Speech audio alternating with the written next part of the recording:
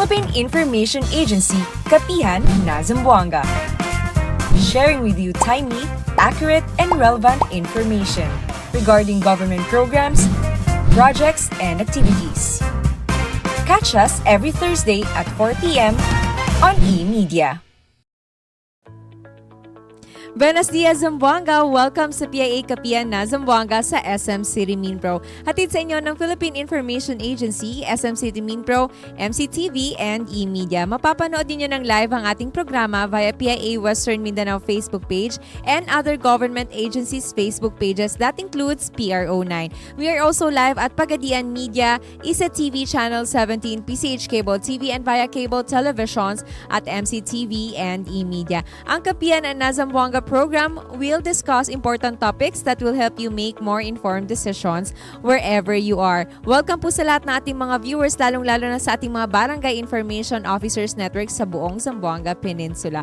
Ang ating pong pag-uusapan ngayon sa ating episode ay patungkol sa Micro, Small, and Medium Enterprises Month or MSME Month ngayong buwan ng July. Malalaman natin kung ano ba yung kumustahin natin yung ating mga MSMEs dito sa Zamboanga Peninsula at sa mga nagbabalak na magnegosyo, ano ba yung mga kailangan nating i-prepare at ano yung mga programang nakalaan mula sa Department of Trade and Industry here in Region 9. Makakasama natin mismo ang Division Chief of SME Development Division ng DTI Region 9. We have Ma'am Roxanne Kiambao. Welcome, ma'am.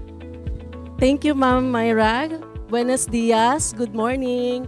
Magandang umaga po sa kanilang lahat, sa ating mga manunood at tagapakinig. Yes, that's right. I'm Roxanne Kiambao from the SME Development Division of the Department of Trade and Industry, and on behalf of our Regional Director, Engineer Alzheimer I. Lipae, taos-puso po kami nagpapasalamat for having us and also for allowing us to promote our programs, initiatives, and services during the MSME Month this coming month of July. Thank you. Thank you very much, ma'am. Welcome po ulit sa ating program. And with that, patungo na tayo agad sa ating mga katanungan. Alam naman po natin na ang MSME ay may malaking contribution talaga sa ating economy. So, gaano pa sila ka-important dito sa Zamboanga Peninsula? And so far po, ilan po yung currently operating here in the region? Nag-grow ba siya through the years? Yes, well, sabi mo nga, there are the MSMEs or the micro, small, and medium enterprises.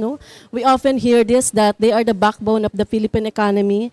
They're very important not just in the region but also in the country. Kasi nga, they stimulate local industries, and they provide employment, they create jobs, employment, and then they also provide livelihood. So kaya napakahalaga ng role na ginagampanan ng ating mga MSMEs dito sa ating bansa and of course dito sa Region 9. According to the Philippine Statistics Authority data, in 2024, we have approximately 37,400 MSMEs operating in the region.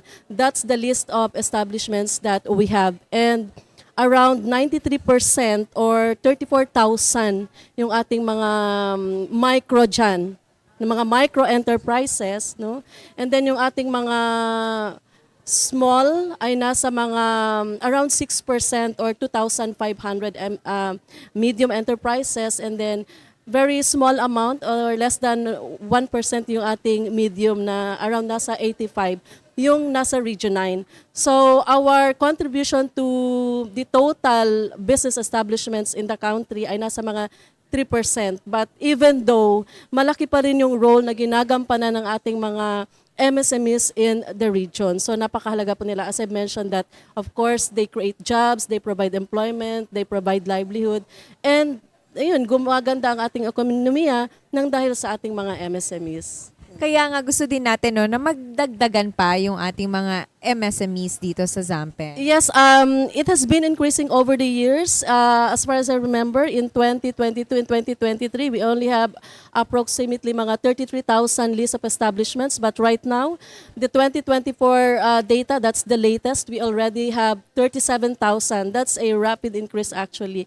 So marami yung mga gustong magnegosyo at hopefully mas dadami pa yan sila in the coming years. Yes. Tama. Ma'am, eto po sa mga nagbabalak magnegosyo, negosyo. No? So far po, sa inyong mga encounters with our MSMEs, ano yung mga biggest challenges po ng mga MSMEs dito sa Region 9 that they are facing, no, na experience nila? Actually, these challenges or problems encountered by our MSMEs have been determined, no? Unang-una dyan yung, well, I think we still feel the aftermath of the Middle East crisis. The Middle East crisis, di ba? The rising cost of fuel. And kagaya ngayon, di ba? If we think about it, hindi pa bumababa yung fuel natin. It's 30% up than what it used to be before the war. So, as a result of that, yung ating complaint talaga ng mga MSMEs, at hindi lang mga MSMEs, even yung mga ating mga kababayan, ay yung yung cost of raw materials tumaas. Diba? Tumaas yung cost of raw materials. So that's very challenging for our MSMEs, no? Natamaan na sila sa crisis, and then nagsipagtaasan pa yung cost of raw materials. And another one, especially specifically here in Zamboanga Peninsula, of course, the tragedy that happened with Allison. So natigil yung shipments, no? Very limited yung ating routes. Affected yung mga MSMEs natin sa nearby islands, Tawi-Tawi, Sulu, Basilan. So, yan yung mga challenges na na-encounter na ating mga MSMEs in the region. And another thing, I guess this one, hindi ko masasabing perennial, but very common to our MSMEs, yung lack of capitalization or access to financing. So that's another problem. And right now, I think because the advent of the technology, no, there is a shift in the consumer behavior. So may mga MSMEs tayo that somehow a little bit hesitant and not really very much receptive to technology. So yun yung the usual that we encountered at the negosyo centers when we do our consultations or mentoring and coaching. Later pag-uusapan natin yan yung mga ibang factors, no, or ibang mga na-experience na challenges and paano ito na-address, ma'am. Right now po, kumustahin natin yung mga growth ng MSMEs. Ano pong sektor yung nakikita natin na may most growth among MSMEs? Well, totoo yan. Kami sa DTI, yung mandate naman talaga namin is we want to propel, no? We want our MSMEs to thrive. In fact, we have this so-called enterprise development track. We track our MSMEs from level 1, ganitong level sila. Level 2, they are growing. Level 3, they are expanding. Level 4, they are already exporting. So as to the sector na medyo nag-improve talaga, no, ay yung agribusiness, no? Yung agribusiness, yung food processing, yung kagaya ng nakikita niyo yan diyan ngayon. Nagdala po ako ng mga sample products of our MSMEs. For example, sa agribusiness, ito yung medyo umusbong talaga kasi especially right now that we have the CFIDP fund, the Coconut Farmers Industry Development Fund, kung saan tinutulungan yung ating mga MSMEs na mga coconut-based MSMEs, sa cacao, sa coffee. Kaya medyo dumami yung ating mga produkto in terms sa mga agribusiness na yan. And of course, hindi mawawala yung food sector, especially the pastry, the baking and pastry sector. Ang dami, di ba? Ang daming nagsusuputa ng mga pagkain, mga kakanin, yung mga coffee din, yun, agribusiness, yung na-mention ko kanina, chocolates, cacao, marami pa, fish, no, of course, nandyan yung ating fish industry. So yun yung mga industries natin dito na prominent in Zamboanga Peninsula. That's good to hear, ma'am, no, na meron tayong syempre meron din tayong mga unique products here in Zampen. How have local businesses naman po adapted to na-mention nyo kanina yung ating consumer behavior as one of our challenges and digital technology? Yung iba po ba nating mga MSMEs or meron po ba tayong ginaguide na MSMEs para they can adapt naman sa digital technology? Yes, exactly. That's right, no. In DTI kasi lahat naman ng mga concerned agencies, for example, the DICT, the Department of Science and Technology, kami sa DTI, we also want our MSMEs to level up, to be adaptive. In fact, this coming July, our MSME Month, our team is navigating the shift, no? building resilient and future-ready MSMEs. So it reflects na paano namin matutulungan yung mga MSMEs natin na to shift from the traditional way of doing business to embracing yung naririnig natin na mga Industry 4.0, mga Internet of Things. We want them to be on board with that, no? So kami sa DTI, we have plenty of mga services and initiatives for our MSMEs, paano sila mag-ship. For example, we have the Itaas ang Pinay. So this Itaas ang Pinay program, we want our women-led enterprises or women-led businesses to embrace digitalization. So we provide them, we teach them, we hire experts on how they can be on board sa ating mga social media platforms. Tuturuan namin silang mag-live selling sa TikTok, paano gumawa ng website. Tinatap namin si DICT to teach our MSMEs that, how to create their website. And then, how can they leverage on the social media platforms because the opportunity there is vast, di ba? I mean, you can reach wider market by maximizing the potentials of these social media platforms. So the Instagram, Facebook, so we want our MSMEs to be on board on these mga e-commerce platforms para they can reach wider market. Hindi lamang dito sa Zamboanga Peninsula but perhaps all over the country and even international. So we have the e-commerce initiative program. So lahat yan, we partner with GCash, with Paymaya para maging ease of business transactions, no? We want our MSMEs to embrace that, to be para mag-ano naman sila to be competitive, no? tama. Sa kung anong technology meron tayo ngayon. Yes. So it's good din, ma'am, na yung ating mga pamahalaan, yung government offices din natin ay talagang nag-a-adapt din sa digitalization. At It's a must. Yes. It's a So must. nare-relate din natin siya sa ating mga clients, no? We know that many Filipinos, ma'am, dream of starting a business. Siguro isa na rin ako doon, no? Sa mga nagnanais talaga. Lahat tayo gusto ng negosyo. Ano po yung advice ni DTI para sa ating mga future entrepreneurs na gusto yung mga small ideas nila ay maging sustainable enterprise in the future? Well, actually, yan talaga yung mandate namin. Our mandate really is to create entrepreneurs, to create more MSMEs. That is why we have the negosyo centers, no? We have 68 negosyo centers all over Zamboanga Peninsula. We have 4 here in Zamboanga City. We have 1 in Isabela City.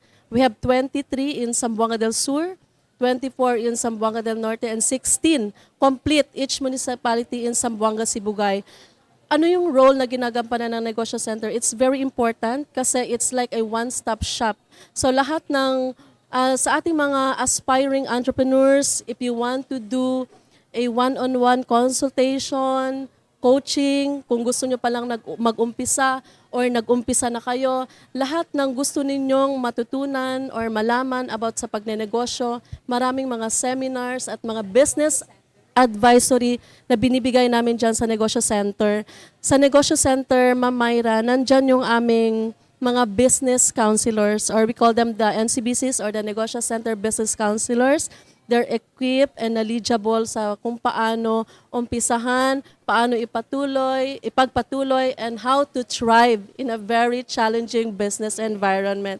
Lahat ng klase ng seminars from how to start a business, entrepreneurial mindsetting, sabi mo nga, ikaw mismo, you want to be an entrepreneur. So right now, perhaps you're still confused on which venture to push through. So doon sa Negosyo Center, we have this entrepreneurial mindsetting wherein you will be subjected to a training and then aalamin natin kung ano ba yung passion mo. Ano ba yung gusto mong gawin? Ano ba yung counseling din talaga siya, Yes, ma'am. it's one-on-one consultation. Tatanungin ka kung ano ba yung available resources within your area, no?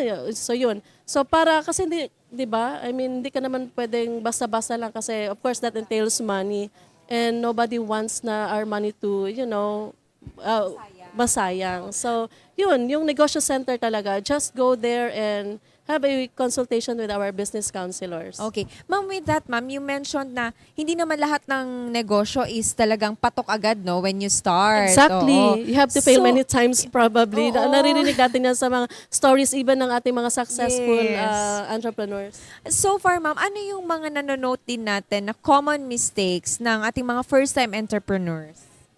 Well, yun, at first, lack of planning, no? Kaya kami sa DTI, we have the business planning session. So, tuturuan ka. Yun na Libre nga. ito lahat. Libre ito lahat. May merienda pa. Konting merienda lang. Ano lang naman. So, lahat po ng trainings dyan sa DTI, libre lahat.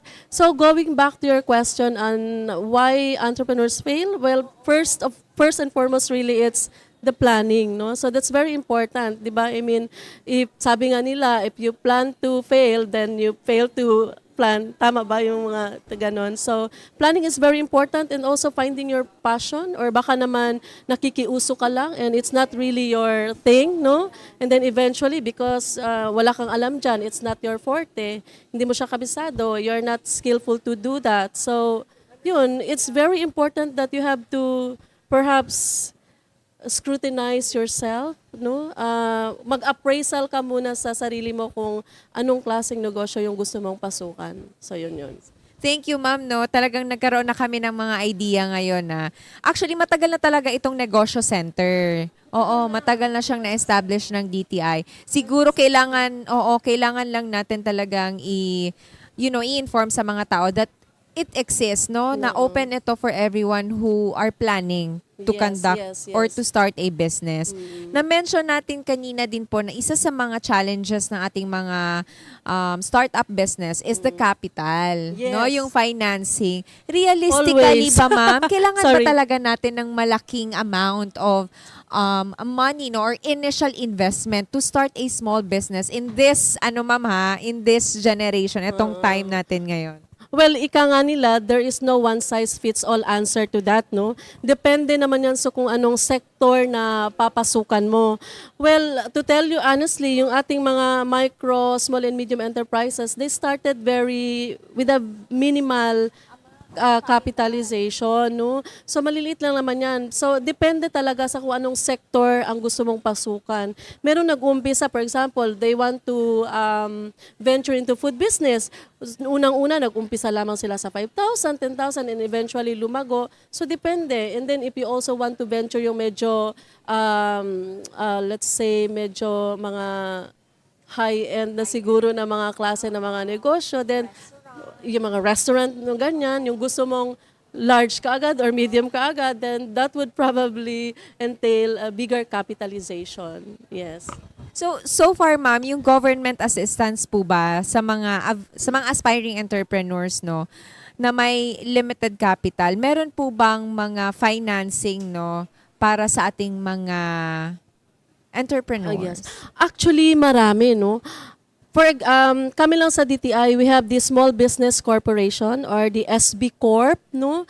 Yung SB Corp, you just go to www.sbcorp.gov.ph and makikita nyo doon lahat ng klase ng mga financing programs for MSME. We have the Business Fund, we have the Women Enterprise Fund, meron kaming fund for the OFWs, no? So that's only small business corporation. And in fact, digital na din yan ngayon kasi we went online kasi meron na din yan siyang app. Di ba nga, prevalent ngayon yung mga online lending apps, no? So, hindi naman nagpatalo si SB Corp. Nandiyan na din kami with a very minimal interest. And, kasi diminishing yan siya, 12% per annum. So, that for DTI alone.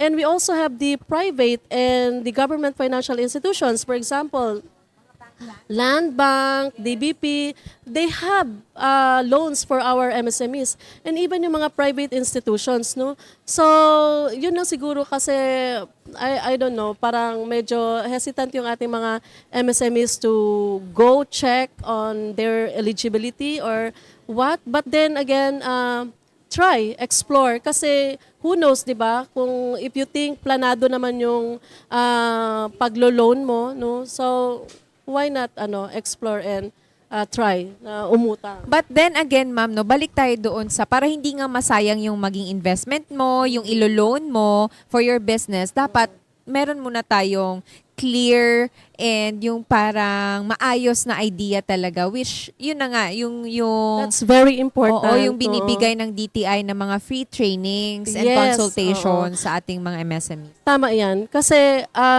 syempre, hindi ka naman mangungutang kung hindi mo alam kung saan mo ilalaan yung, or gagamitin yung pera na uutangin mo. So, I guess, for the POV of DTI, no, we have the Kapatid Mentor Me Money Market Encounter Program, wherein nagkakaroon ng crash business course yung aming mga MSMEs, no? Sinasalang namin sila sa mentoring sessions and coaching sessions. Binibigyan namin sila ng parang crash course nga on various topics on the business. And at the end of that module, nagkakaroon ng business improvement plan. So siguro mahalaga sa mga MSMEs natin na gustong umutang, tumbukin muna nila kung ano ba yung areas na kailangang paglaanan ng pera. Or perhaps come up with a business improvement plan. Sa marketing ba yan? Sa operations ba yan? No? So, yun, it has to be determined. So, dapat alam niyo kung saan gagamitin at paglalaanan yung pera na gagamitin. Para hindi naman po masayang. Expansion or perhaps coming up with a new business model, franchising. So, up to them as long as they can determine. Okay. And of course, aside from yun, umpisa pa lang po yun, no, ng, especially kapag yung mga MSMEs na planning pa lang to have a startup. And I know na marami pa pong programa si DTI in helping our MSMEs. So how do you expand, ma'am, the markets beyond their communities and reach customers nationwide? Hindi lang nationwide, minsan worldwide pa po yung ating mga product. Exactly, no. Sa DTI, we have the One Town, One Product program. It is our marketing platform, no. In this program, we encourage our MSMEs, the MSMEs that we have assisted to participate in even local, provincial, regional, in national or international trade fairs, no? Here in Zamboanga Peninsula, nandun yung aming Zamboanga Peninsula Exposition or ZAMPEX, no? It's one way for our MSMEs to showcase and exhibit their products and services for them to reach a wider market. So, sabi nyo nga, ma'am, kung pwede international, pwede. So, marami din po kaming mga international trade fairs, no? Business matching. We have the Ka-Expo or the China Exposition, the Sabah International Exposition. We also bring our MSMEs there, no? So, para ma-showcase yung mga products ng ating mga MSMEs, specifically here from Zamboanga Peninsula. And aside from that, ma'am, yung participation to trade fairs, we also have yung aming mga nooks. I don't know if you know about this, but we have the OTOP nooks sa mga hotels, sa mga selected hotels, kung saan may mga shelves kami na naka-display ito, mga products ito. So that's one way for our mga tourists na easier for them to find kung saan sila pwede makabili ng pasalubong. No? We also have our OTOP Hub. We have one at the KCC Mall sa second floor. Nandun yung lahat ng mga products ng mga MSMEs natin. And we also have in Robinson's Pagadian, which is doing very okay. No? Lahat ng probinsya, meron po tayong OTOP Hub kung saan nakadisplay yung mga products ng ating mga MSMEs. So yun. Ayun. At sigurado pa tayo, ma'am, na talagang retail price yung mga nandoon nakadisplay sa ating Yes, One of Town, One course. Product. Oo. And of course, ma'am, marami na ako nakitang mga success stories ng ating mga MSME since I always join or nakikita namin, nagjo-join kami sa mga expositions, mga Zampex Always natin, invited. yes, mga trade fairs. So nakikita natin yung mga success stories nila na from here sa Zamboanga nadadala na sila sa mga Manila na exposition. So nag-i-improve talaga yung kanilang mga product with the guidance, no, or with the help ng program ng DTI. Ngayon po for the MSMEs Month, no, for the month of July, ano po yung i-expect natin na programs or activities po at na pwede pong daluhan ng ating public? Yes, okay. Marami po kaming na i-prepare na mga programs and initiatives during the MSME Month this coming July, no. Yung team po natin is Navigating the Ship, Building Resilient and Future-Ready MSMEs. So, Ma'am Myra, since nandito na din ako, ipa-plug ko na lang yung kung ano yung mga aabangan ng ating mga manonood, no. So, in the region, we have the KMME Connect, or Business Solutions Onboarding, Alumni Stories, and the batch graduation of the Kapatid Mentor Me program. And then we also have the Green Economic Development training under Intermediate Learning Pathway. Ito, maganda ito kasi tuturuan natin yung ating mga MSMEs on how to be environment friendly sa kanilang business operations. And then of course, ito na yung na-mention nyo kanina na how do we help our MSMEs in expanding their business. So we will be, for the coconut-based farmers, coconut-based MSMEs, we will be bringing them in Quezon Province for a benchmarking activity. And of course, yung ating halal certification caravan, we also have that. That's for the region. In Sulu, we will be there, no?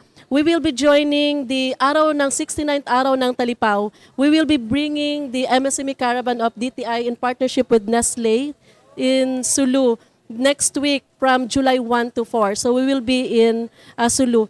And then of course, marami pa po sa Zamboanga del Norte, Zamboanga Sibugay, Del Sur, Zamboanga City, mentoring sessions, training, all anchored to the theme of the MSME Month, no, yung Navigating the Ship, Building Resilient and Future-Ready MSME. So marami pa po. Bibigyan namin kayo ng kopya para po ma-i-plug nyo din po sa inyong pages. So po, thank you. Thank you, ma'am, na for sharing with us yung mga planned activities natin. At syempre, hindi naman yan sa month of July lang. Parang always po may programa All year talaga. round po. Yes. Walang tigil po si DTI sa pag-provide ng services sa ating mga MSMEs. Tama. Okay. So to follow lang no sa ating mga viewers or sa ating mga gustong mag-business, no, pwede silang mag-follow nga sa ating mga Facebook pages para Yes, maging aware yes po. sila sa mga programs po na available ng DTI. Exactly. So you just follow our Facebook pages. We have the DTI 9, Region 9 Facebook page. We also have DTI Zamboanga del Norte, DTI Zamboanga City, DTI Zamboanga Sibugay, DTI Zamboanga del Sur. Of course, yung Sulu, DTI Sulu, meron po. So lahat po yan merong Facebook page, and even yung ating mga negosyo centers, no?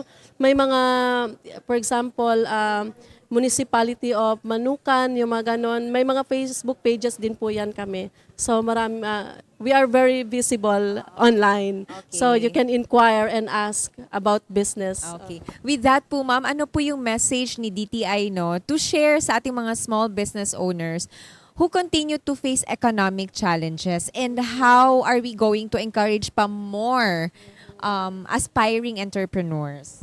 Well, first and foremost, yung ating pasasalamat sa ating mga MSMEs kasi kagaya nga na na-mention natin kanina, they're very much vital to the economy.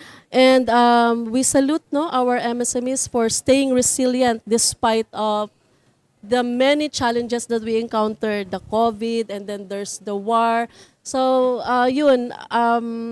just be resilient, kagaya ng sinabi ng ating team. And if you need help from the government, nandyan po yung mga concerned government agencies. Depende po sa kung anong need nila, who are very much willing na tulungan sila sa kanilang mga business operations. So, for DTI, nandyan po ang mga negosyo centers natin. Dumulog lamang po kayo and ask us anything about on how we can help you with your business, no, for our MSMEs. Any closing message po before we end the program?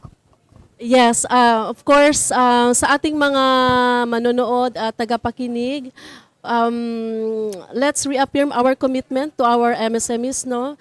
Patuloy po nating i-patronize yung mga products ng ating mga MSMEs. Let's buy local and go local, kasi kung tutulungan po natin yung mga MSMEs, no, magiging maganda po ang ating ekonomiya kasi nga 'di ba, they are the backbone of our economy.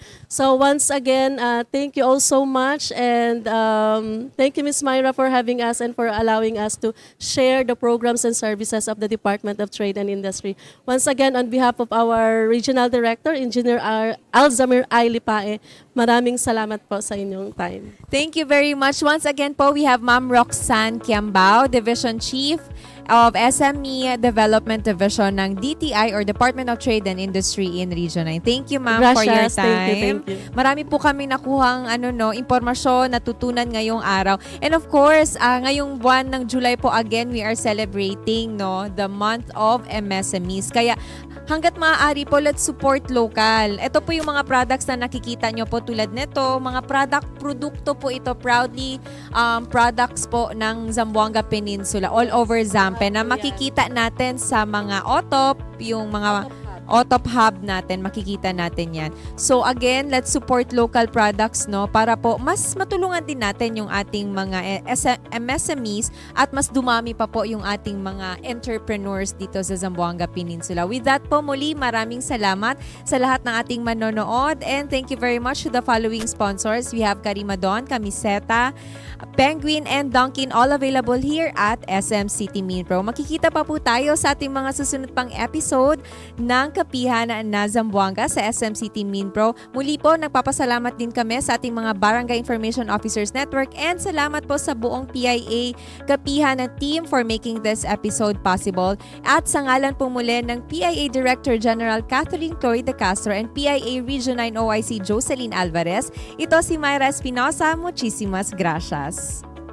Mas pinadali na ang government transactions sa tulong ng eGovPH Super App. Pwedeng-pwede mo nang magawa ang lahat ng ito. I-download ang eGov app sa iyong smartphone o tablet mula sa App Store o Google Play Store. Pagkatapos, ilagay ang iyong mobile number at i-authenticate gamit ang one-time PIN o OTP para marehistro ang iyong account. Saka ilagay ang iyong mga pangunahing impormasyon at kumpletuhin ang facial recognition technology para sa verifikasyon ng iyong pagkakakilanlan. Para sa mas mabilis at mas maayos na serbisyong panggobyerno, gamitin na ang eGovPH Super App. Philippine Information Agency, Kapihan na Zamboanga. Sharing with you timely, accurate, and relevant information regarding government programs, projects, and activities. Catch us every Thursday at 4 p.m. on eMedia.